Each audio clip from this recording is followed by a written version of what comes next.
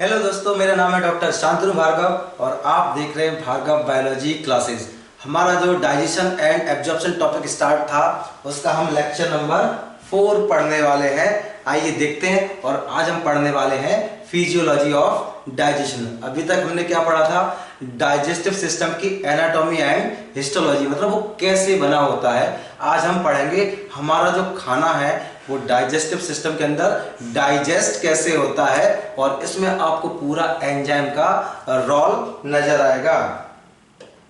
Okay, तो सबसे पहले हम बात कर लेते हैं, जो कि मैं पहले भी कर चुका हूं। एनसीईआरटी के जो इस टॉपिक का पहला पैराग्राफ उसमें लिखा हुआ है, जो डाइजेशन की प्रोसेस है वो दो तरीके से होती है।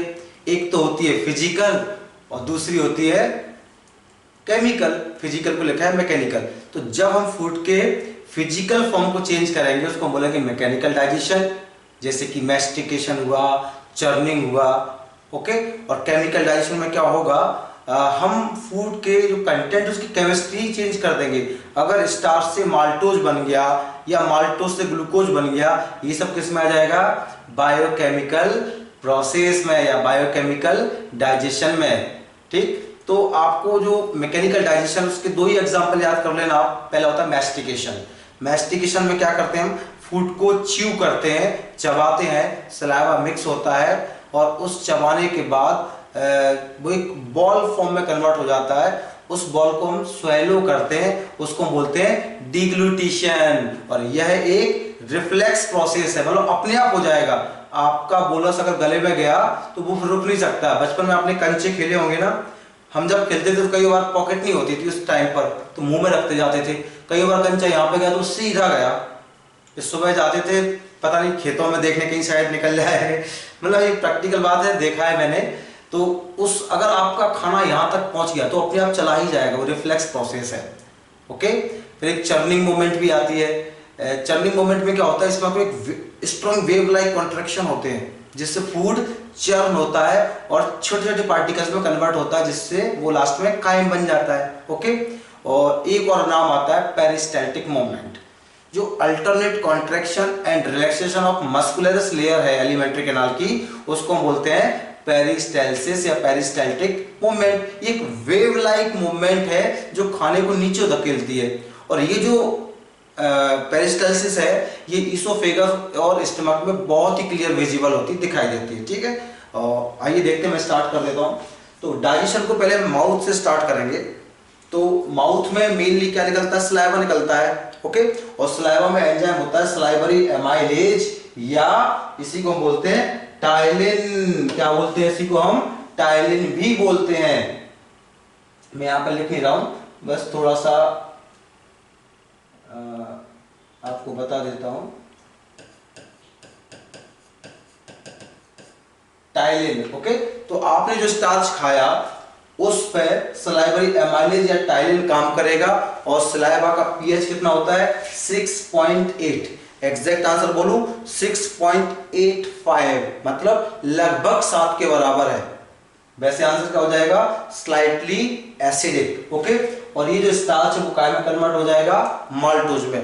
तो आप सोच रहे होंगे क्या पूरे स्टार्च का डाइजेशन माउथ में हो गया क्या? नहीं, सिर्फ 30% का हुआ। कितने का हुआ? 30% स्टार्च का।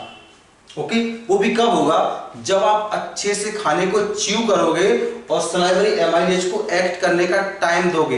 इसीलिए कहा जाता है कि खाना अच्छे से खाओ, ऐसे घाई नहीं करना है। कई बार होता है ना, बाहर दोस्त खड़े रहते हैं ब्लड स्टार्ट करके, जल्दी आ, तो सीधे से खाते जाते हैं, वो खाने को चबाते नहीं है, सीधा रोटी का पीस लिया।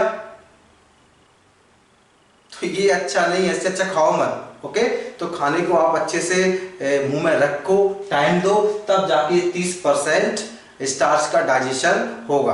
आपको अगर प्रैक्टिकल करना है तो आप गेहूं लेना या आटा लेना, क्योंकि पॉलीसैकेराइड मीठे नहीं होते हैं, डाइसैकेराइड और मोनोसैकेराइड टेस्ट में मीठे होते हैं। तो आप आटे को देर तक रहना मुंह में, थोड़ा सा उसको निगलना मत, तो आपको आटा मीठा टेस्ट देगा। क्योंकि आटा मतलब क्या? स्टार्च। कुछ देर बाद वो मीठा मीठा स्वाद आएगा आपको। मीठा मतलब वो आटा क्या बन गया? माल्टोज बन गया। कई बुक्स में लिखा रहता है स्टार्च से माल्टोज बन जाता है, प्लस लिमिट डेक्स्ट्रिन भी बन जाता है। तो कोई बड़ी दिक्कत नहीं है, लिख सकते हो आप। मैं सिर्फ एनसीईआरटी की लाइन को फॉलो कर रहा हूं। अब जो पेरिस्टल्टिक मूवमेंट थी उसमें क्या हुआ, मैंने खाने को चबाया और जो बोलस बन गया मैंने उसको स्वेलो किया, ऐसे मैंने उसको निगला गट का, तो वो खाना फिर देखो ऐसे बढ़ता जा रहा है। अभी यहाँ है, यहाँ पे था, अब यहाँ पहुंच गया, और धीमे धीमे कहाँ पहुंच जाएगा, स्टमक में पहुंच जाएगा। किस प्रोसेस के थ्रू, ये पेरिस्टल्टिक मूवमेंट के थ्रू। तो ये जो कॉन्ट्रैक्शन और रिलैक्सेशन ये ऐसे होंगे, इसको धक्का मार देगा, फिर ऐसे होगा, फिर धक्का मार देगा, और ऐसे ऐसे आपका खाना स्टमक में पहुंच जाएगा। ओके, तो ये थी पेरिस्टल्टिक मूवमेंट। ओके, चलिए ये कहानी खत्म हुई, आगे बढ़ते हैं जरा। आगे मुझे आपको स्टमक में पढ़ाना है और स्टमक के एंजाइम्स की बात करनी है, लेकिन मैं आपसे कुछ और बातें भी करना चाहता हूं। मैं आपसे प्रोटीन डाइजेस्टिव एंजाइम्स की बात करना चाहता हूं। तो जो प्रोटियोलाइटिक एंजाइम है, जो भी आपके प्रोटियोलाइटिक एंजाइम्स हैं, उनको मैं दो कैटेगरी में डिवाइड कर रहा हूं। किसमें कर रहा हूं, दो कैटेगरी में डिवाइड कर रहा हूं। पहला हो जाएगा एंडोपेप्टाइडेज और दूसरा हो जाएगा एक्सोपेप्टाइडेज। कुछ भी बड़ी बात नहीं है, डाइजेशन प्रोटीन का ये भी कर रहा है एंडोपेप्टाइडेज, एक्सोपेप्टाइडेज भी कर रहा है, लेकिन कौन किस तरीके से कर रहा है इस बात पर मुझे फोकस करना है। तो पहले आप ये बताओ, डाइजेशन क्या था, बड़ी चेन को छोटी चेन में तोड़ देना। तो मान के चलो ये एक प्रोटीन की चेन है, देखना जरा, 1 2 3 4 5 6 7 8 9 10 अमाइनो एसिड की एक चेन है। मान के चलो, होती तो लंबी चेन है, बहुत लंबी चेन होती है अमाइनो एसिड की, मान के चलो ये 10 अमाइनो एसिड की चेन है। ओके, अब एंडोपेप्टाइडेज क्या करेगा, किनारे के बॉन्ड पर एक्ट नहीं करेगा, ये कहीं भी इंटरमीडिएट बॉन्ड पे काम करेगा। मतलब इसने यहां पे काम कर दिया और क्या बना देगा, और इस बड़ी चेन को दो छोटी चेन में तोड़ देगा। 1 2 3 4, इधर कितने हो जाएंगे, दूसरी चेन 1 2 3 4 5 6। तो बड़ी चेन को छोटी चेन में तोड़ दिया कि नहीं तोड़ दिया। जब कोई एंजाइम प्रोटीन चेन के इंटरमीडिएट बॉन्ड को ब्रेक करे तो वो कभी भी एक अमाइनो एसिड को अलग नहीं करेगा, वो बड़ी चेन को छोटी छोटी चेन में कन्वर्ट कर देगा। तो एंडोपेप्टाइडेज कभी भी अमाइनो एसिड को सेपरेट नहीं करेंगे, यानी एंडोपेप्टाइडेज कभी भी प्रोटीन की ये जो डाइजेशन उसको कंप्लीट नहीं करेंगे, शुरू कर देंगे, बड़ी चेन को छोटी छोटी चेन में तोड़ दिया। ओके, दूसरा होता है एक्सोपेप्टाइडेज। दूसरा क्या होता है, एक्सोपेप्टाइडेज। अब इसी 10 का एग्जांपल ले रहा हूं मैं, इसमें भी 10 अमाइनो एसिड है, 1 2 3 4 5 6 7 8 9 10। इसमें भी क्या है, 10 अमाइनो एसिड है। ओके, अब जो एक्सोपेप्टाइडेज है वो या तो इस किनारे पे काम करेगा, या तो इस किनारे पे काम करेगा, या फिर इस किनारे पे काम करेगा। यानी जब भी ये काम करेगा तो 10 में से एक अमाइनो एसिड निकाल देगा, तो कितने बचेंगे, 9 बचेंगे। यदि इस किनारे पे काम करेगा तब भी एक ही निकालेगा, यानी ये टर्मिनल बॉन्ड पर काम करेगा। ये कहां पे करता था, इंटरमीडिएट बॉन्ड को ब्रेक करता था। लेकिन जो एक्सोपेप्टाइडेज हैं वो टर्मिनल बॉन्ड पर काम करेंगे। अब मान के चलो, एक रफ एग्जांपल है, क्योंकि मैं अमाइनो एसिड का पूरा डायग्राम नहीं बना रहा हूं, नहीं बच्चे मुझे बाद में क्रॉस करें, एक से एक विद्वान टीचर्स होते हैं, बोले सर ने क्या बता दिया। मैं एक रफ आइडिया दे रहा हूं आपको समझाने के लिए। मान के चलो यहां पे क्या लगा है, अमाइनो ग्रुप लगा है, यहां पर क्या लगा हुआ है, अमाइनो ग्रुप लगा हुआ है, ठीक है, और यहां पे लगा है कार्बोक्सिलिक ग्रुप। यहां पे क्या लगा हुआ है, कार्बोक्सिलिक ग्रुप। दिख रहा है कि कैमरे में, ओके दिख रहा है। तो ये जो एक्सोपेप्टाइडेज दो टाइप के होते हैं, पहला हो जाएगा अमाइनो पेप्टाइडेज और दूसरा हो जाएगा कार्बोक्सी पेप्टाइडेज, शायद ये कटेगा, कट रहा है, एक मिनट रुको जरा। दूसरा हो जाएगा ये, एक मिनट रुको जरा, मैं इसको ब्लू कलर लेता हूं। दूसरा हो जाएगा कार्बोक्सी पेप्टाइडेज, यानी एक्सोपेप्टाइडेज एंजाइम दो प्रकार का है, दो टाइप का है। पहला हो जाएगा अमाइनोपेप्टाइडेज। अमाइनोपेप्टाइडेज प्रोटीन चेन के उस टर्मिनल बॉन्ड को ब्रेक करेगा जहां पर अमाइनो ग्रुप लगा हुआ है, ओके। और जो कार्बोक्सी पेप्टाइडेज है वो प्रोटीन चेन के उस टर्मिनल बॉन्ड को ब्रेक करेगा जहां पर कार्बोक्सिलिक ग्रुप लगा हुआ है। यानी अगर ये चेन है तो चेन का जो टर्मिनल बॉन्ड है वो यहां से भी टूट सकता है और ये वाला भी टूट सकता है। ये डिपेंड करता है कि कौन सा ग्रुप लगा हुआ है, तो वो वाला एंजाइम उस अमाइनो एसिड को वहां से सेपरेट कर देगा। तो इन दोनों को मिलाकर बोलते हैं एक्सोपेप्टाइडेज, और ये प्रोटीन का जो डाइजेशन उसको कंप्लीट करते हैं। हमारी एनसीईआरटी में कार्बोक्सी पेप्टाइडेज का तो नाम लिखा है, अमाइनो पेप्टाइडेज का नाम नहीं लिखा है, बट मैंने आपको बता दिए एक्सोपेप्टाइडेज कंप्लीट्स डाइजेशन और एंडोपेप्टाइडेज स्टार्ट डाइजेशन, ओके। तो ये चीज आपको मुझे लगता है समझ में आ गई होगी। अब आगे बढ़ते हैं बच्चा पार्टी। अब देखते हैं पूरी कहानी डाइजेशन इन स्टमक, यानी हमारे आमाशय में पाचन की प्रक्रिया कैसे होती है। हम जो खाते हैं वो हमारे स्टमक में डाइजेस्ट कैसे होता है। सबको पता है HCl निकलता है, एसिडिटी होती है, खट्टी डकार आती है। तो इतना तो समझ में आता है कि पेट में कुछ तो लफड़ा है, कुछ तो ये एसिड वैसिड कहां से आ रहा है, हमें इसके बारे में भी पता होता है इनडायरेक्टली। देखो साहब, जब मैंने आपको गैस्ट्रिक जूस पढ़ाया था तो कुछ बता दिया था उसमें कौन कौन से एंजाइम्स होते हैं, लेकिन जो प्रोटियोलाइटिक एंजाइम्स हैं वो इनएक्टिव फॉर्म में होते हैं। क्यों? नहीं तो वो आपके ही प्रोटीन, आपके बॉडी के मास को ही डाइजेस्ट कर देंगे, पेट को ही डाइजेस्ट नहीं कर देंगे। भाई आपका पेट भी क्या का बना होता है, प्रोटीन का ही बना है ना। वो तो अच्छा उसका म्यूकस की लेयर है, कुछ बाइकार्बोनेट्स हैं, और ये इनएक्टिव कंडीशंस में, इसलिए आपका स्टमक खुद डाइजेस्ट नहीं होता है लेकिन दुनिया की हर एक चीज को डाइजेस्ट कर डालता है, ओके। तो सबसे पहले क्या होता है, पेप्सिनोजन रहता है, ओके। ये इनएक्टिव फॉर्म में रहता है, तो पेप्सिनोजन पे काम करेगा HCl, और ये जो पीएच है आपके स्टमक का, वो पीएच कितना होता है 1.8, ओके। आप 1.5 से 3 तक भी राउंड फिगर में मान सकते हैं, मैं एनसीईआरटी की डेटा को इस्तेमाल कर रहा हूं। तो HCl 1.8 पीएच पर पेप्सिनोजन को एक्टिवेट कर देगा और क्या बन जाएगा, पेप्सिन बन जाएगा।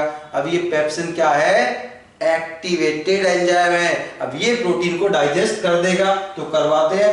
ये रहा प्रोटीन, मैंने जो दाल खाई थी, चिकन मटन खाया था, सब प्रोटीन ही तो है ना।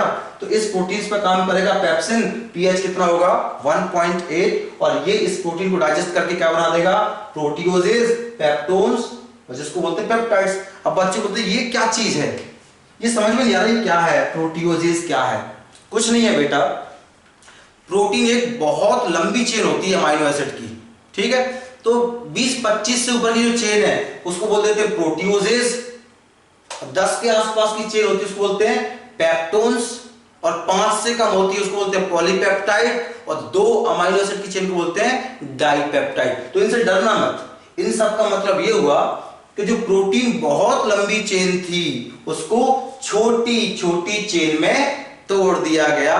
मतलब अमाइनो एसिड अलग हुआ नहीं हुआ, क्योंकि ये जो आपका पेप्सिन है ये एंडोपेप्टाइडेज है, ओके। तो ये होता है हमें एसिड डाइजेशन, यानी अभी भी अमाइनो एसिड नहीं बना है, वो तो आगे चल के इंटेस्टाइन में बनेगा। अगला है हमारा, ये तो हो गया हमारी कंडीशंस। अब हम बात करते हैं इन्फेंट्स की, जो बच्चे माँ का दूध पीते हैं, नन्हे मुन्ने होते कि नहीं होते हैं, जो माँ का दूध पीते हैं, वो तो लेग पीस नहीं खाएंगे ना चिकन का, वो तो दाल रोटी नहीं खाएंगे, वो तो बड़ा पाव नहीं खाएंगे, इडली सांभर तो नहीं खाएंगे, वो तो बेचारे नादान है, मासूम है, माँ का दूध ही पिएंगे। अरे माँ का नहीं, किसी का पिला दो, गाय का पिला दो, भैंस का पिला दो, जो मर्जी है पिला दो, दूध पर ही डिपेंड रहते हैं कि नहीं रहते हैं, ओके। तो बच्चों में क्या होता है, एक एंजाइम होता है प्रोरेनिन। क्या होता है, प्रोरेनिन। HCl क्या करेगा, इसको एक्टिवेट कर देगा और क्या बना देगा, रेनिन। अब यहाँ पे मैंने पीएच क्यों लिखा है, एनसीईआरटी में पीएच लिखा नहीं है क्योंकि बच्चों में जो पीएच है वो थोड़ा सा लो एसिडिक होता है, ये हाईली एसिडिक था। 7 को होता है न्यूट्रल, 7 के नीचे आप जितना नीचे जाते जाओगे एसिडिटी बढ़ती जाएगी, तो 4.5 के आसपास होता है, तो बच्चों में बहुत ज्यादा एसिडिटी नहीं होती है। ओके, तो ये जो HCl है प्रोरेनिन को इतने पीएच पर एक्टिवेट कर देगा, और जो रेनिन है वो इन्फेंट्स में होता है, नवजात में होता है, शिशुओं में होता है, खास करके गाय के बछड़ों में होता है या कैटल्स के बछड़ों में होता है, तो उसको बोलते हैं काफ का एंजाइम, काफ एंजाइम भी बोलते हैं रेनिन को। एक रेनिन आता है हार्मोन्स का नाम जो किडनी से निकलता है, वो हम बाद में पढ़ेंगे, तो उसमें RENIN है, यहाँ पर डबल N है, तो याद कैसे रखना है, एंजाइम, एन में एन आ रहा है कि नहीं आ रहा है, तो 2 बार सोचना है अपने को, एंजाइम में एन आ रहा है इसलिए रेनिन में डबल एन आपको लगाना है। ओके, तो बच्चों में ये रेनिन जो एक्टिवेट हो गया वो क्या करेगा, बच्चे दूध पीते हैं, दूध में जो शुगर होती है वो होती है लैक्टोज। मैं दूध की शुगर की बात नहीं कर रहा हूं, दूध में एक प्रोटीन होता है, एक मिल्क प्रोटीन होता है, उसको हम बोलते हैं केसीन। क्या बोलते हैं, केसीन। और ये जो केसीन प्रोटीन है ये कैल्शियम के साथ जुड़ेगा और उस पर काम कौन करेगा, रेनिन। जो प्रोरेनिन एक्टिवेट हो चुका था अब वो काम करेगा कि नहीं करेगा। उसके लिए पीएच कितना है, 4.25, और ये जो कैल्शियम केसीन प्लस कैल्शियम है ये दोनों मिलके बन जाएंगे कैल्शियम पैरा कैसिनेट। इसी को बोलते हैं कर्डलिंग ऑफ मिल्क, यानी दूध का दही बन जाना। पता है ऐसा क्यों हुआ, बच्चे दूध ही पीते हैं, दूध पतला होता है सब जानते हैं, अगर दूध स्टमक में नहीं रुका तो हो सकता है वो दस्त के फॉर्म में, लूज मोशंस के फॉर्म में बाहर निकल जाए। तो अगर मिल्क प्रोटीन का डाइजेशन होना है तो दूध को ऑब्वियसली स्टमक में रुकना चाहिए, पतली चीज तो नहीं रुक पाएगी, तो दूध को क्या बनना पड़ेगा, थोड़ा सा गाढ़ी चीज में कन्वर्ट होना पड़ेगा, सेमी सॉलिड चीज में कन्वर्ट होना पड़ेगा और बन जाएगा दही। और दही रुकता है, इसलिए छोटे बच्चे जब भी उल्टी करते हैं तो दही निकलता है, बोलते हैं ना दूध की उल्टी कर दी, हम बोलते दूध है पर एक्चुअली वो कैसा निकलता है, जिसने गौर से देखा होगा, मुझे बच्चे ऐसे कुछ देखने का शौक नहीं है पर जिन्होंने देखा होगा, देखना वो यहाँ पे वो क्या पहना देते हैं उसको, उस पर दही जैसा निकलता है उसका छाछ नहीं बनाना है भैया, वो करते हैं। अच्छा एक बात और है कि बच्चों में उल्टियां जल्दी क्यों होती, दूध की उल्टी, हमको तो नहीं होती है, बच्चों में जो रेगार्जिटेशन है, जो वॉमिटिंग है, जो स्टमक कंटेंट का बाहर आना है उसको बोलते हैं रेगार्जिटेशन, वो छोटे बच्चों में कॉमन क्यों होता है पता है, क्योंकि छोटे बच्चों में जो कार्डियक स्फिंक्टर है, जो गैस्ट्रोइसोफेजियल स्फिंक्टर है वो लेस एक्टिव होता है, लूज होता है, तो थोड़ा भी उनका पेट में कुछ ज्यादा गया फट से उल्टी कर देते हैं। हम करते हैं क्या, नहीं, क्योंकि हमारा जो कार्डियक स्फिंक्टर है वो बहुत ही स्ट्रांग है, इसलिए हमको उल्टी करने को बहुत ही ज्यादा फोर्स जनरेट करना पड़ता है। हम ऐसे करेंगे, वाह, ऐसे करते कि नहीं करते, छोटा बच्चा बेटा कर देगा, देखा होगा ना, वो फट से पूरे कपड़े गंदे कर देता है। बच्चे का बहुत खतरा है, नीचे से तुमको गीला कर दे, ऊपर से गीला कर दे, मतलब कोई भरोसा नहीं है, इसलिए बच्चों को लेते ही नहीं हूं। ओके, तो ये दही बन गया, ये जो दूध की प्रोटीन थी रेनिन ने क्या कर दिया, उसका दही बना दिया, और दही बन गया तो इस प्रोसेस को मैंने बोल दिया कर्डलिंग ऑफ मिल्क। दही बनेगा तो स्टमक में रुकेगा और इस कर्ड पर, इस कैल्शियम पैराकेसिनेट पर काम कर देगा पेप्सिन और यही बना देगा प्रोटियोज पेप्टोज। सेम इक्वेशन इस पे हो जाएगी, इस पे काम करेगा पेप्सिन और ये प्रोडक्ट बन जाएंगे। मैंने बना के नहीं दिखाया क्योंकि सेम हो जाएगी प्रोसेस। ओके, मैं यहां पे एरो लगा दूं, यहां पे फिर से काम कर देगा पेप्सिन। अब एनसीईआरटी में लिखा है कि आपका जो गैस्ट्रिक जूस है या गैस्ट्रिक ग्लैंड है वो थोड़ी बहुत मात्रा में लाइपेज एंजाइम निकालती हैं, और ये इतना कम होता है कि हम उसको ज्यादा ध्यान भी नहीं दे सकते हैं, निगलेक्ट कर सकते हैं। बट मैं आपको बोलना चाहूंगा ये जो लाइपेज है ये भी छोटे बच्चों में ही एक्टिवेट होता है, एनसीईआरटी में लिखा नहीं है बट मैं आपको बता रहा हूं ये भी छोटे बच्चों में ही एक्टिवेट होता है। तो दूध में जो फैट होता है, जो चर्बी होती है, उस पर काम करेगा लाइपेज। तो मैंने लिख दिया एनसीईआरटी की line, small amount of lipase, और बच्चों में पीएच थोड़ा ज्यादा होता है, इसमें पीएच कम होता है 1.8, इसमें 4 to 5 है, और ये फैट को थोड़ा बहुत डाइजेस्ट कर देता होगा। इनफेंट्स में ना के बराबर करता होगा, तो मैंने विशेष इस पर ध्यान भी नहीं दिया है। ये इक्वेशन आपकी मेन है, ये हो गया, और ये बस इसमें ये क्वेश्चन आता है कि बच्चों में कौन सा एंजाइम निकलता है और क्या काम करता है। अभी इसके बाद आएगा क्या, वैल्यूज। अब इसके पहले मुझे आपको HCl के फंक्शन बताने हैं, मुझे आपको HCl के फंक्शन बताने हैं। बहुत सारे काम करता है HCl। मैं बोलना स्टार्ट करता हूं। देखो भैया, पहला करेगा ये एसिडिक मीडियम प्रोवाइड करेगा। क्या करेगा, एसिडिक मीडियम प्रोवाइड करेगा, तभी तो स्टमक के एंजाइम काम कर पाएंगे कि नहीं कर पाएंगे। एसिडिक मीडियम प्रोवाइड करता है, और इसी को मैं बोल देता हूं एक्टिवेट एंजाइम्स, एक ही मतलब हो जाएगा। दूसरा क्या काम करता है, ये प्रोटीन को विकृत करता है ताकि उनका डाइजेशन हो सके, उसको तोड़ मरोड़ देता है। ऐसे दाल को एकदम ऐसे कर देते हैं तो डीनेचर्ड करता है ये।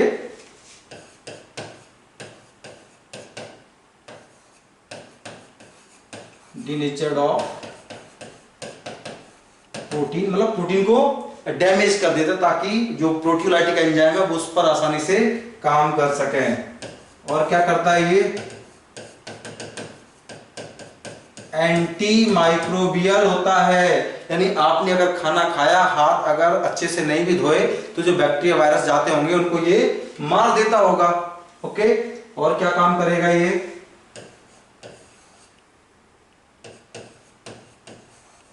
Regulate pylorus. पाइलोरस क्या था, opening of stomach into duodenum. ये जो ओपनिंग है जहां पर पाइलोरिक स्फिंक्टर होता था, उस ओपनिंग को HCl क्या करता है, रेगुलेट करता है। ओके, और क्या काम करता है ये, आयरन को कोलॉइडी कंडीशन में कन्वर्ट करता है, मतलब Fe3+ को Fe2 पॉजिटिव में कन्वर्ट करता है ताकि आयरन का एब्जॉर्प्शन हो सके। वरना खूब सारी पालक खाते रहो, मम्मी मैं तो आज बहुत पालक लाया, रोज पालक खा रहा हूं, रोज पालक खा रहे हो, अगर आप में HCl नहीं निकल रहा है तो आपके पालक में जो आयरन है वो बॉडी एब्जॉर्ब भी नहीं करेगी, जितना खाओगे उतना बाहर भी निकाल दोगे, यानी पैसे की बर्बादी और कुछ नहीं है। तो याद रखना, आयरन को कोलॉइडी कंडीशंस में कन्वर्ट करता है, यानी आयरन को उस अवस्था में पहुंचाता है जिससे उसका एब्जॉर्प्शन हो सके। ठीक है, और क्या काम करता है ये, स्टॉपेज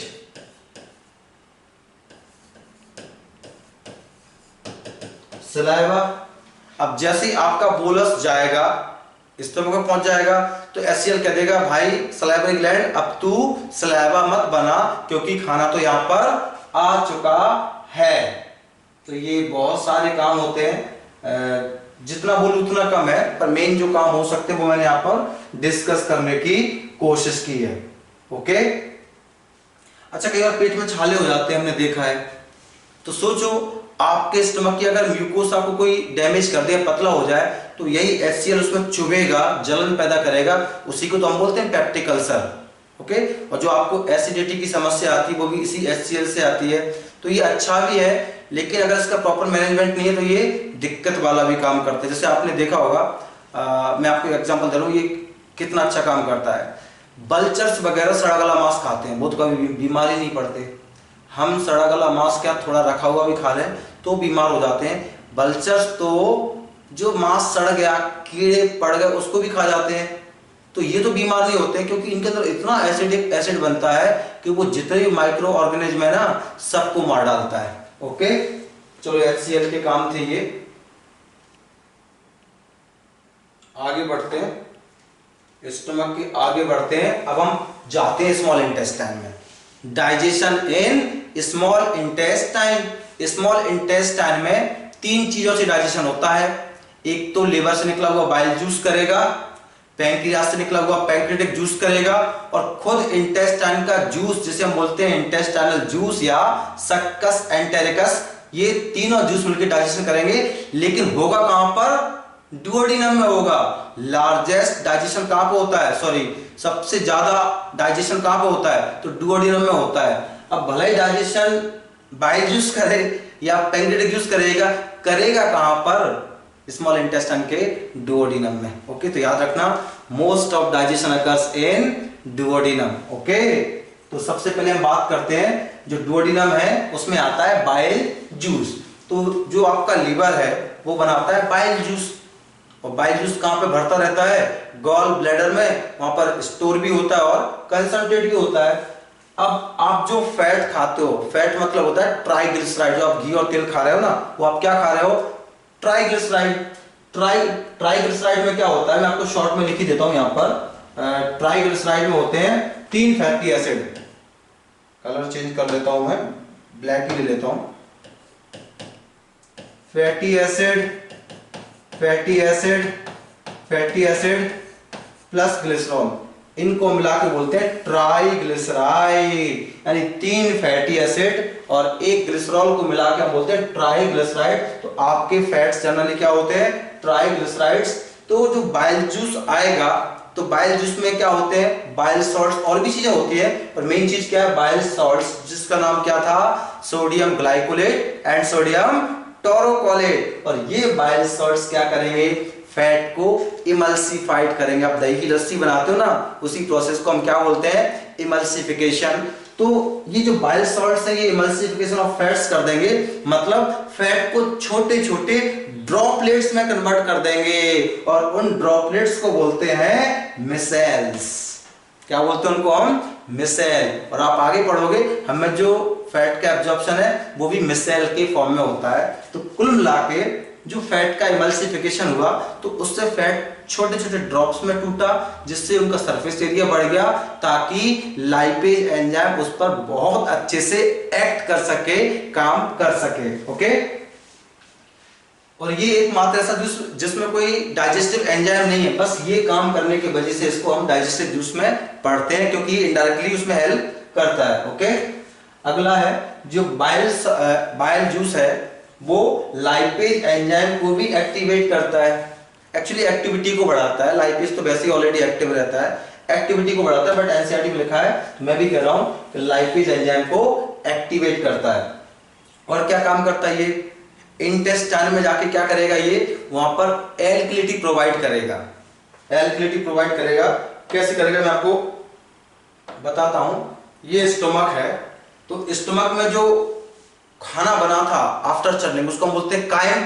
तो वो कायम में HCl मिला होगा कि नहीं मिला होगा। जब ये एसिडिक कायम डुओडिनम में आएगा, तो बाइल जूस उसको एल्कलाइन भी तो करेगा, क्योंकि इंटेस्टाइन के एंजाइम्स एल्कलाइन मीडियम में काम करते हैं, एसिडिक मीडियम में काम नहीं करते हैं। ओके, चलिए आगे चलते हैं। अब है डाइजेशन बाय पैंक्रियाटिक जूस। ये बहुत मेन है, क्योंकि पैंक्रियाटिक जूस को हम बोलते हैं कंप्लीट डाइजेस्टिव जूस। इसमें हर वो एंजाइम होता है जो फूड के हर एक कंपोनेंट को डाइजेस्ट कर सके। ये डाइजेशन की प्रोसेस को कंप्लीट नहीं करता है, मैंने क्या बोला, it is a complete digestive juice. Digestion की प्रोसेस को तो कंप्लीट करता है इंटेस्टाइनल जूस, मतलब सक्कस एंटेरिकस। तो आइए देखते हैं इसको। तो पैंक्रियाज में जो प्रोटियोलाइटिक एंजाइम्स हैं वो होते हैं ट्रिप्सिनोजिन, काइमोट्रिप्सिनोजिन और प्रोकार्बोक्सीपेप्टाइडेज। ये दोनों एंडोपेप्टाइडेज हैं, और प्रोकार्बोक्सीपेप्टाइडेज क्या हो जाएगा, मैंने पहले ही बता चुका हूं आपको, एक्सोपेप्टाइडेज होगा कि नहीं होगा।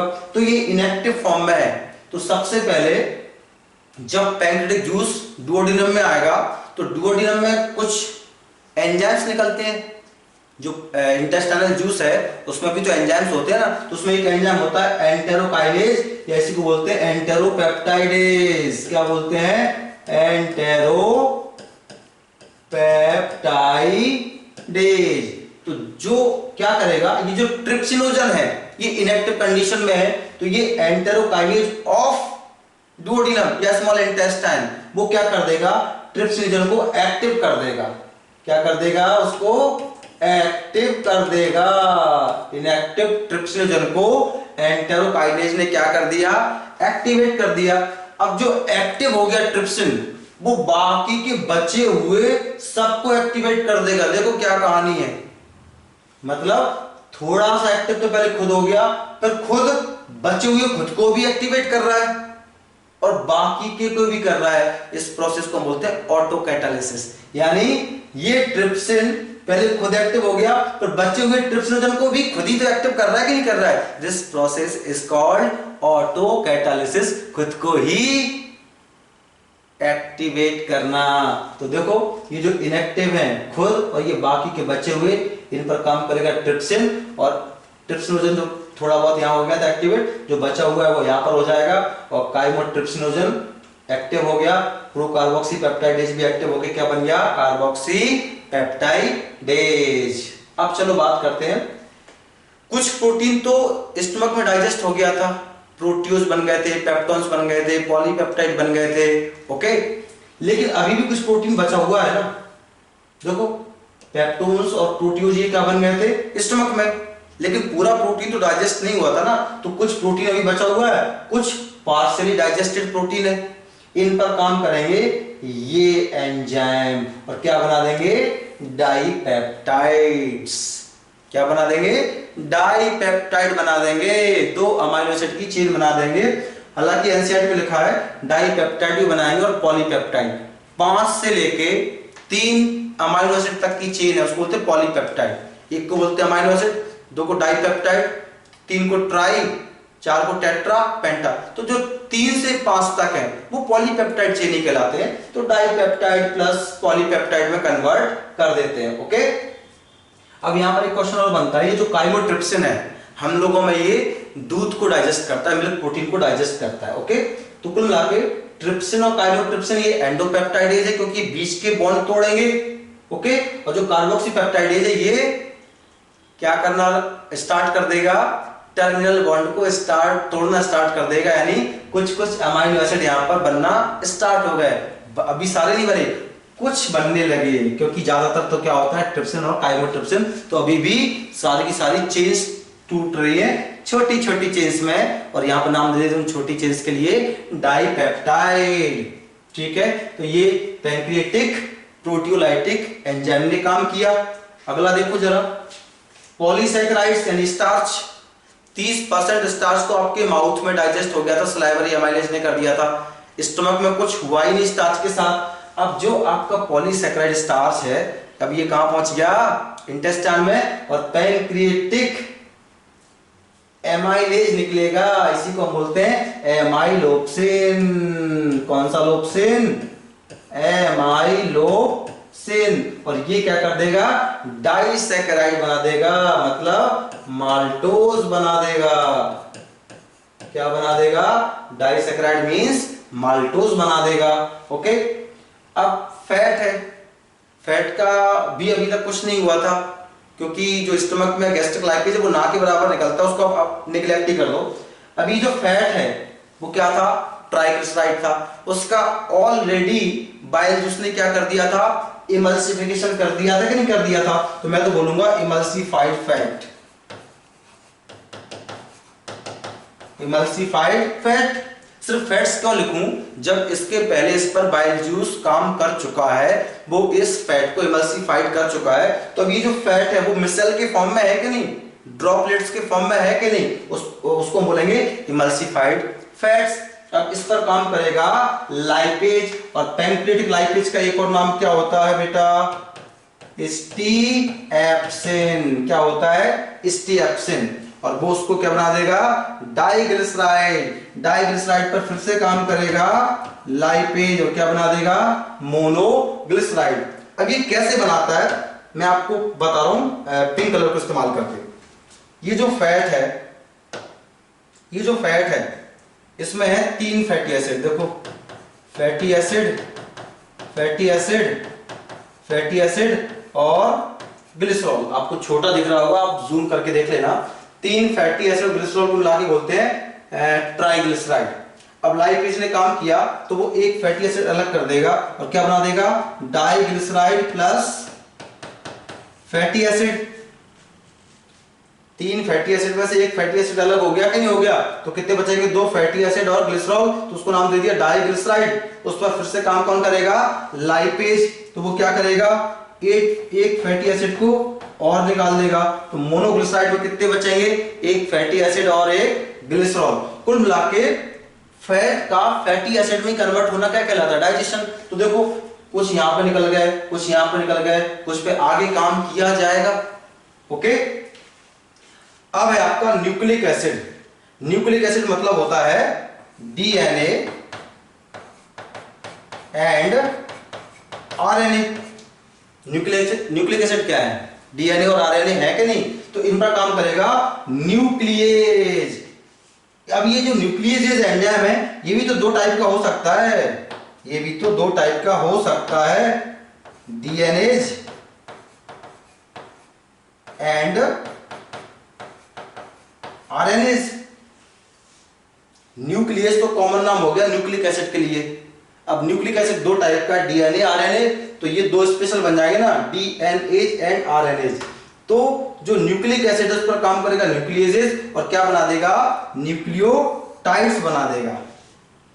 ओके, और न्यूक्लियोटाइड्स पर काम करेगा न्यूक्लियोटाइडेज, न्यूक्लियोटाइडेज,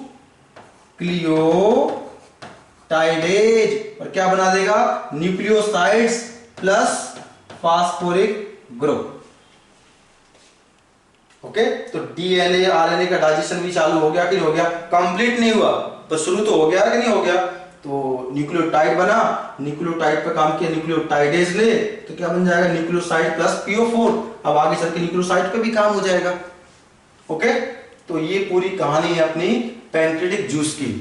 अच्छा, जो मांसाहारी जानवर होते हैं जैसे लायन, टाइगर, ये मांस बहुत खाते हैं, तो इनमें एक प्रोटियोलाइटिक एंजाइम और निकलता है, मैं उसका नाम यहां पर लिख रहा हूं, इलास्टेज।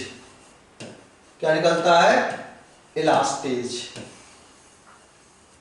ये जो इलास्टेज एंजाइम है वो हम में नहीं निकलता है, इंसानों में नहीं निकलता है, लेकिन जो मांसाहारी जानवर हैं उनमें प्रोटीन को डाइजेस्ट करने के लिए, क्योंकि मांस खाते हैं, इलास्टिक प्रोटीन्स बहुत ज्यादा खाते हैं, तो उनमें उसको डाइजेस्ट करने के लिए इलास्टेज एंजाइम निकलता है। इसलिए शेर कच्चा मांस खाता है, कितना ही मांस खाता है उसका पेट खराब नहीं होता है। अगर इंसान कच्चा मांस खाएगा तो उसको पेट खराब हो जाएगा, तकलीफ होगी, इनडाइजेशन होगा, क्योंकि हम में ये एंजाइम निकलता ही नहीं है। कौन, इलास्टेज। फिर भी लोग पता नहीं क्यों नॉन वेज जबरदस्ती खाते हैं, फिर बोलते हैं पेट खराब हो गया, बीमार हो गया। अरे जब कुदरत ने जिस चीज का हमें एंजाइम बनाया ही नहीं, तो उस चीज से हमें बचना चाहिए। चलो कम से कम खाना चाहिए टेस्ट के लिए, रोजाना खाओगे तो मैं बता रहा हूँ ये बायोलॉजिकल आंसर है, ये मैं अपने मन से नहीं कह रहा हूँ। ओके, तो ये अपना पैंक्रियाज की कहानी थी, इसको बोलते हैं अग्नाशय, मराठी में बोलते हैं स्वादुपिंड। इतनी सी बात सबको समझ में आई, सगड़ेला समझला का, बोलो जरा मुझे। ओके, आगे चलते हैं। आगे इतनी कहानी हो गई, अब लास्ट में बचता है हमारा इंटेस्टाइनल जूस, जिसको बोलते हैं सक्कस एंटेरिकस। और ये जो जूस है ये सबसे लास्ट में काम करता है, जो एंड प्रोडक्ट होते हैं उन पर काम करता है। कहने का मतलब ये है कि इंटेस्टाइनल जूस ही डाइजेशन की प्रोसेस को खत्म करता है, एंड करता है, उसका दी एंड करता है। तो आइए दी एंड करके देखते हैं। अभी तक जो प्रोटीन्स थे वो क्या बन चुके हैं, डाइपेप्टाइड्स। अब ना तो प्रोटियोज बचा है ना पेप्टोन्स बचे हैं, अब क्या बन गया, डाइपेप्टाइड। अब प्रोटीन मतलब क्या बचा, बन चुका है डाइपेप्टाइड। तो डाइपेप्टाइड पे काम करेगा डाइपेप्टाइड, और क्या बना देगा, amino acid plus amino acid. Okay, क्योंकि पेप्टिक बॉन्ड को तोड़ देते हैं, तो डाइपेप्टाइड से 2 अमाइनो एसिड बन जाएंगे। यहां पे एक लिख दिया मैंने, लो ऐसे लिख दो, amino acid plus amino acid. अब जो आपने चिकन, मटन, दाल या प्रोटीन खाया था कोई सा भी, अब वो अल्टीमेटली क्या बन चुका है, अमाइनो एसिड। इसी को डाइजेशन बोलते हैं, पॉलीमर का मोनोमर में कन्वर्जन, ताकि उसका एब्जॉर्प्शन हो सके। अब मेरे ब्लड में इस अमाइनो एसिड का एब्जॉर्प्शन हो सकता है, डाइपेप्टाइड का नहीं हो सकता है, पॉलीपेप्टाइड का नहीं हो सकता है, प्रोटियोज का नहीं हो सकता है, पेप्टोन्स का नहीं हो सकता है, और प्रोटीन का तो हो ही नहीं सकता है। ओके, तो ये प्रोटीन की कहानी का दी एंड हो गया, दी एंड हो गया। अब यहां पे लिखा नहीं है, थोड़ा बहुत क्या निकलता है, पैंक्रियाटिक एमाइलेज, पैंक्रियाटिक एमाइलेज। तो पैंक्रियाटिक एमाइलेज क्या करेगा, मैं यहां पे लिख देता हूं, जो स्टार्च बच गया था अभी तक, वैसे तो स्टार्च क्या बन चुका था अभी तक, माल्टोज, लेकिन थोड़ा बहुत बच गया था स्टार्च, उस पर काम करेगा कौन, इंटेस्टाइनल लाइपेज, और क्या बना देगा, माल्टोज। यानी अल्टीमेटली आपका स्टार्च अब क्या बन चुका है, माल्टोज, क्या बन चुका है, माल्टोज। तो देखो अब माल्टोज और लैक्टोज और सुक्रोज ये तीनों क्या है, डाइसैकेराइड्स हैं, यानी शुगर के ऐसे मॉलिक्यूल होते हैं जिसमें दो मोनोमर होते हैं, जबकि जो पॉलीसैकेराइड है जैसे स्टार्च, सेलुलोज, ग्लाइकोजन, उसमें ग्लूकोज के बहुत सारे मोनोमर होते हैं। तो माल्टोज पे काम करेगा माल्टेज, और क्या बना देगा, ग्लूकोज प्लस ग्लूकोज। यही तो बनाना था मुझे, मैं क्या चाहता था कि मेरा कार्बोहाइड्रेट क्या बन जाए, ग्लूकोज, ताकि उसका खून में एब्जॉर्प्शन हो सके। आप मेडिकल स्टोर से ग्लूकॉन डी का डिब्बा लाते हो, वो क्या है, ग्लूकोज है। भाई रोटी खाओगे तो पहले रोटी मतलब स्टार्च से माल्टोज बनेगा, फिर ग्लूकोज बनेगा, या तो मेडिकल स्टोर से ग्लूकॉन डी का डिब्बा लेके पानी में घोल के पी लो, या खाना खा लो, बात तो एक ही है, बट ये नेचुरल है, वो आर्टिफिशियल है। आप ऐसा मत करना कि रोजाना ग्लूकॉन डी पी के जाओगे तो आपका डाइजेशन प्रॉपर्ली नहीं हो पाएगा। या जो पेशेंट को डीआरएस की बोतल लगाते हैं, डेक्सट्रोज, नॉर्मल सैलाइन, डेक्सट्रोज भी क्या है, आइसोमर है ना ग्लूकोज का, वो भी तो आप में एनर्जी देता है। तो कई लोग डर जाते से पेशेंट को 10 बोतल लग गई, अरे क्या हो गया, बोतल लग गई, बोतल कोई ट्रीटमेंट नहीं है, वो तो पेशेंट का खाना है। और बहुत सारे जो इंजेक्शंस होते हैं, ड्रग्स होते हैं, दवाइयां होती हैं, उनको सॉल्वेंट प्रोवाइड करवाता है, एक मीडियम प्रोवाइड करता है घुलने के लिए। ओके, दूसरा लैक्टोज, लैक्टा मतलब होता है दूध। मिल्क में जो शुगर होती है उसको बोलते हैं लैक्टोज। बच्चे बोलते हैं मिल्क में शक्कर कहां से होती है, बेटा आपने मावा खोया खाया होगा ना, बिना शक्कर का भी मिठास रहती है। अभी नकली दूध आ रहा है, इसके बारे में मैं कह नहीं सकता हूं, लेकिन आप असली दूध पियोगे, या खोया है, जब आप दूध को उबालते हो तो दूध में मिठास नहीं आती क्या, दिल पे हाथ रख के बोलो, आपको जरूर अच्छा लगता है, टेस्टी मीठा। अब एकदम शक्कर जैसा मीठा नहीं है, पर मिठास रहती है, तो वो लैक्टोज की वजह से रहती है। लेकिन लैक्टोज भी क्या है, डाइसैकेराइड है, इसका भी डाइजेशन जरूरी है। तो लैक्टोज पर काम करेगा लैक्टेज एंजाइम, और क्या बना देगा, ग्लूकोज प्लस गैलेक्टोज, क्या बना देगा, गैलेक्टोज। सबके फॉर्मूले सेम है, ग्लूकोज हो चाहे गैलेक्टोज हो चाहे फ्रक्टोज हो, C6H12O6, लेकिन केमिस्ट्री में अंतर है थोड़ा सा। ओके, तो ये बन गया ग्लूकोज एंड गैलेक्टोज। अच्छा, कई लोगों को दूध डाइजेस्ट नहीं होता, उन्होंने दूध पिया, उनका पेट खराब हो जाता है, लूज मोशंस लगने लगते हैं, खट्टी डकार आना, ऐसी गैस कब्ज जैसी समस्या होने लगती है। पता उनमें क्या होता है, उनमें ये एंजाइम निकलते ही नहीं है, इसको बोलते हैं लैक्टोज इंटॉलरेंस। तो ऐसे लोगों को दूध या दूध के प्रोडक्ट खाने से बचना चाहिए। ऐसे लोग जरा सा दूध पीते हैं, मावा की वो खाते हैं, तो लोटा पार्टी को भागते हुए दिखाई देते हैं। समझ में आया क्यों? अगला है सुक्रोज, कैन शुगर। गन्ने का जूस पीने जाते हैं गर्मी के टाइम पर, या जो चीनी डालते हैं वो भी तो क्या है, सुक्रोज ही है ना, उस पर काम करेगा सुक्रेज, और क्या बन जाएगा, glucose plus fructose. Natural sugar में, मैंने वर्ड्स ध्यान से सुनना, नेचुरल शुगर में सबसे मीठा फ्रक्टोज होता है, और सबसे अगर मीठा केमिकल की बात करूं तो इनुलिन होता है। ओके, तो मैंने नेचुरल शुगर की बात की। लास्ट में चाहिए ग्लैक्टोज हो चाहे फ्रक्टोज हो, ये भी ग्लूकोज में ही कन्वर्ट होना है, खून में लास्ट में ग्लूकोज बन के जाना है सबको, बताऊंगा कैसे। तो ये कार्बोहाइड्रेट का भी एंड हो गया, कार्बोहाइड्रेट का भी एंड हो गया। अब अपना क्या बचा था भैया, पहले न्यूक्लियोटाइड बचा था और न्यूक्लियोसाइड बचा था। थोड़ा बहुत न्यूक्लियोटाइड तो पैंक्रियाटिक जूस में डाइजेस्ट हो गया था, पर न्यूक्लियोसाइड तो बिल्कुल भी नहीं हुआ था। जो बचा है थोड़ा बहुत, इसको भी डाइजेस्ट कर देते हैं और इसको आगे देखते हैं। तो जो न्यूक्लियोटाइड्स है उस पर काम करेगा न्यूक्लियोटाइडेज, और क्या बना देगा, nucleosides plus PO4, phosphoric group बनाएगा कि नहीं बनाएगा। अब जो न्यूक्लियोसाइड्स है इस पर काम करेगा बच्चा पार्टी न्यूक्लियोसाइडेज, और क्या बना देगा, शुगर और नाइट्रोजनस बेस।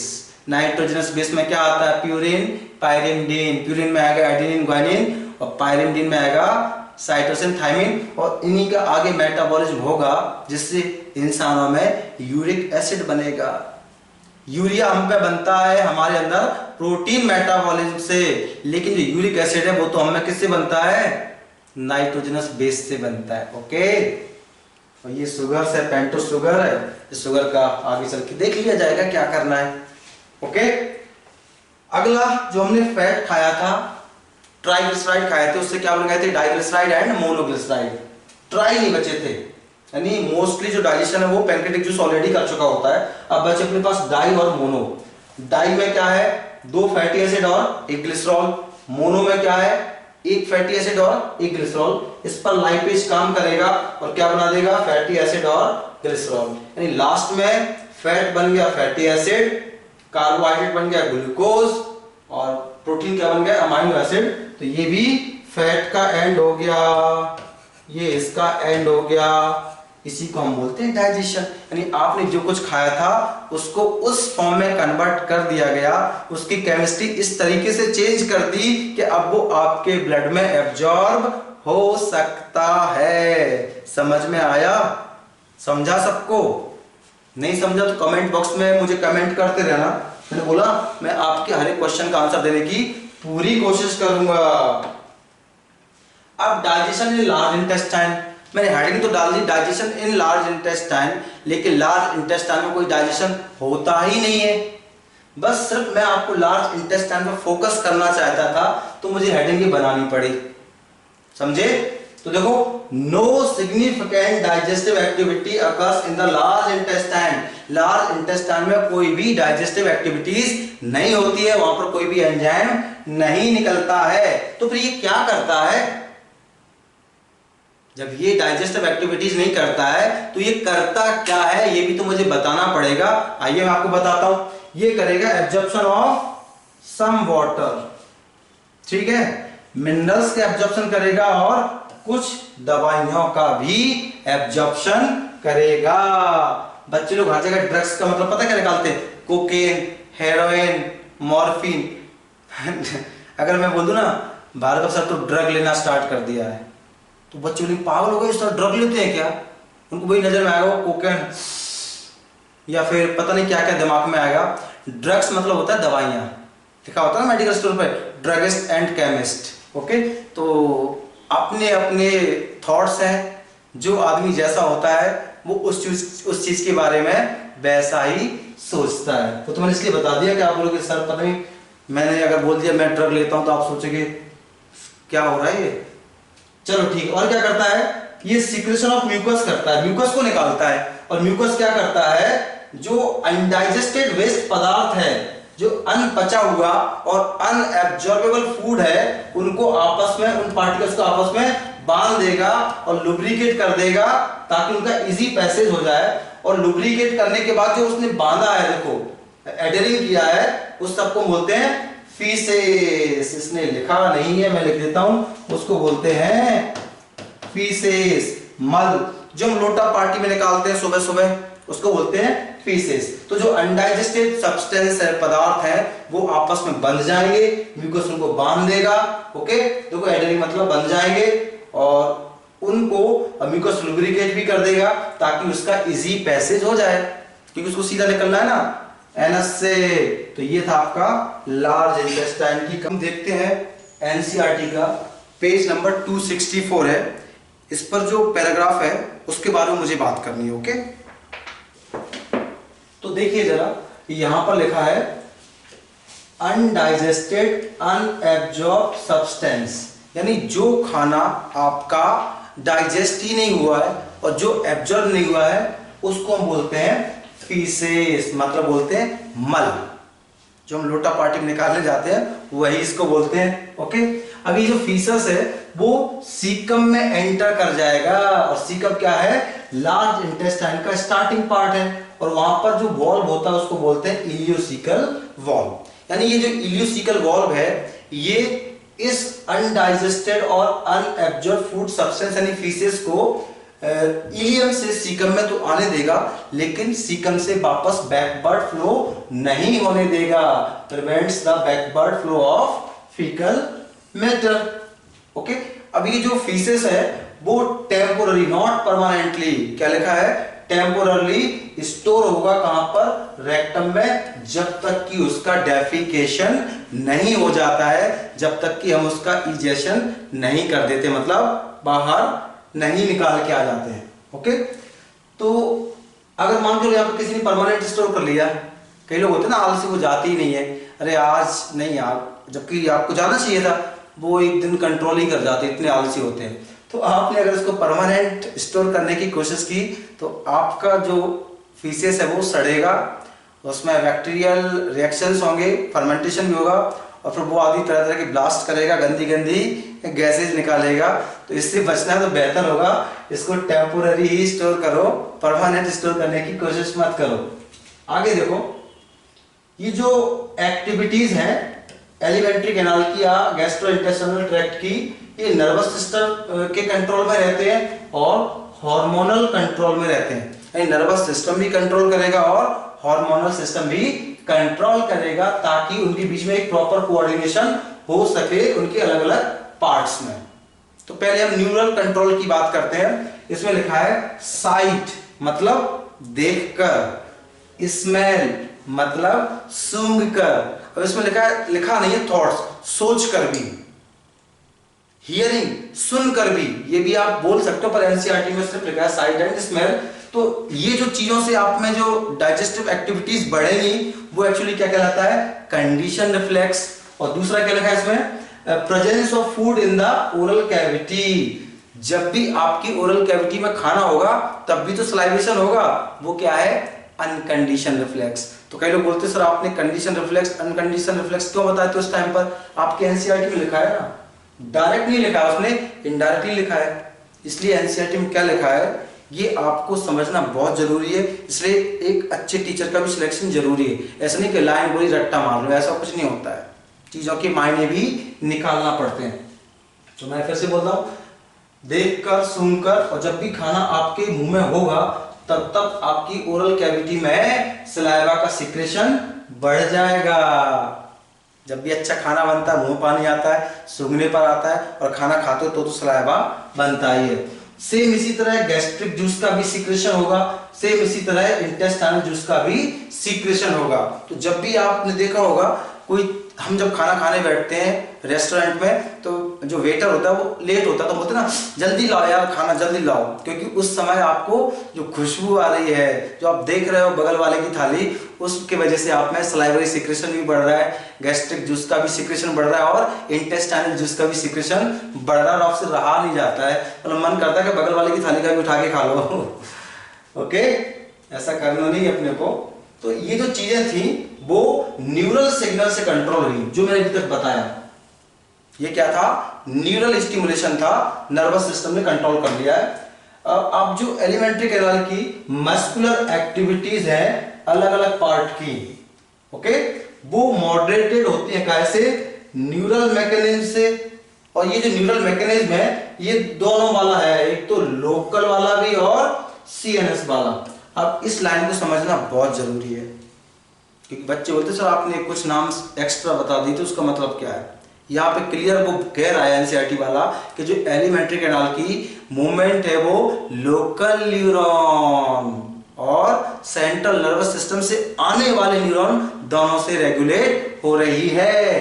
तो ये जो ऑटो रेगुलेशन वाला पार्ट है, यानी आपके एलिमेंट्री कैनाल की जो मूवमेंट है वो ऑटो रेगुलेटेड भी है, सीएनएस भी करता है, मैं मना नहीं कर रहा हूं, लेकिन ऑटो रेगुलेटेड भी है, ये बात यहाँ पे लिखी है। तो यहाँ पे जो लोकल न्यूरॉन्स है, इसका मतलब क्या था, जो एलएम और सीएम के बीच में एओर्बिक प्लेक्सस और माइंटेरिक प्लेक्सस था, वो इसका मतलब है, ठीक है। ऐसे ही आप में जो मीजनल प्लेक्सस था संम्यूकोसा में, ये क्या है, लोकली न्यूरॉन का तो नेटवर्क है, इसी की वजह से वो काम कैसा हो जाता है, ऑटो रेगुलेटेड हो जाता है, और सीएनएस से तो सिग्नल्स आते ही हैं, ठीक है। तो ऑटो रेगुलेटेड भी है और सीएनएस से भी ये कंट्रोल्ड है। अगला लिखा है इसमें, हार्मोन भी कंट्रोल करते हुए ये सीक्रेशन ऑफ डाइजेस्टिव जूस, जो डाइजेस्टिव जूस है उनके सीक्रेशन को, रिलीज को भी हार्मोन कंट्रोल करते हैं। और ये हार्मोन को हमने क्या बोल दिया, local hormone produced by gastric and intestinal mucosa. मैं आपको जब हार्मोनल सिस्टम पढ़ाऊंगा तो लोकल हार्मोन ही बताऊंगा, लोकल हार्मोन वो होते हैं जो वहीं से निकलता है, एक सेल से निकलता है और बगल वाली सेल्स पे काम कर देता है। नॉर्मली क्या होता है, हार्मोन्स निकलते हैं एंडोक्राइन ग्लैंड से और अपने टारगेट ऑर्गन पर काम करते हैं, वहां तक ब्लड के थ्रू जाते हैं। लेकिन जो हार्मोन्स वहीं से निकले और उसी पर या उसी के बगल में काम करते, उसको बोलते हैं लोकल हार्मोन। इसलिए मैं आपको ये पॉइंट्स पढ़ाता हूँ जो आपको लगता है ना एनसीईआरटी के बाहर है। बाहर तो बेटा कुछ भी नहीं है, कुछ भी नहीं है। ओके, अब हम इन हार्मोन्स की बात करते हैं। हमने हार्मोन्स का चैप्टर छेड़ ही दिया है तो मुझे आपको हार्मोन्स बताने पड़ेंगे। कुछ मेन हार्मोन्स होते हैं, उनके नाम लेते हैं। पहला होता है हमारा CCK PZ, कॉलीसिस्टोकाइनिन एंड पैंक्रियोजाइमिन। ये क्या काम करता है मैं उसको समझाने की कोशिश करता हूं।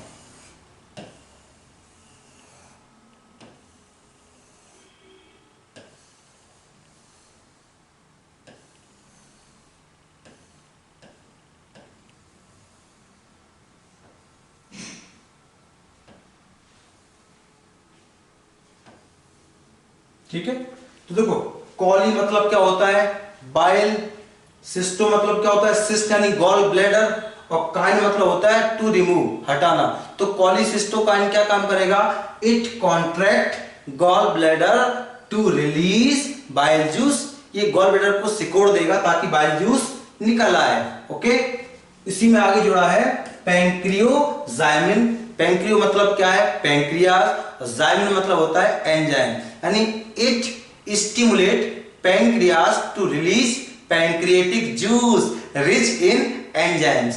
यानी ये जो CCK PZ है ये पैंक्रियाज से पैंक्रिएटिक जूस तो निकलवाएगा, लेकिन कैसा वाला निकलवाएगा जिसमें एंजाइम्स ज्यादा होंगे। तो CCK PZ में कई जगह CCK अकेला भी लिखा रहता है, पूरा नाम है CCK PZ। ओके, और ये दो काम करता है, गॉल ब्लैडर से बाइल जूस को निकलवाएगा और पैंक्रियाज से एंजाइम वाला जूस निकलवाएगा। दूसरा इंपॉर्टेंट होता है सीक्रेटिन। ये सीक्रेटिन हार्मोन कहां से निकलता है, ये भी स्मॉल इंटेस्टाइन के डुओडेनम से निकलता है। ये सीक्रेटिन हार्मोन क्या करेगा, पैंक्रियाज, पैंक्रियाज यहां पे होता है, मैं बता नहीं पाया, ये होता है यहां पर। ये जो सीक्रेटिन है ये भी पैंक्रियाज को स्टिमुलेट करेगा to release pancreatic juice but rich in bicarbonate. यानी सीक्रेटिन हार्मोन पैंक्रियाज से बाइकार्बोनेट वाला जूस निकलवाएगा, जिसे आप इनो पीते हो ना, इनो, ऐसा वाला जूस निकलवाएगा ताकि जो स्टमक से आने वाला एसिडिक कायम है उसको ये न्यूट्रल एंड एल्केलाइन कर सके। ओके, जबकि पैंक्रिएटिक जूस के एंजाइम कौन निकलवाता है, ये वाला, लेकिन बाइकार्बोनेट वाला जूस को निकलवाएगा सीक्रेटिन निकलवाएगा। ओके, तो होता है डुओकाइनिन, जैसा नाम वैसा काम, डुओ मतलब डुओडेनम। डुओडेनम में क्या होता है स्पेशल ग्लैंड, ब्रूनर्स ग्लैंड। तो डुओकाइनिन क्या करेगा, ये डुओडेनम की सब म्यूकोसा में जो ब्रूनर्स ग्लैंड है ना उनसे एल्कलाइन लिक्विड निकलवाएगा। ओके, अगला हो जाएगा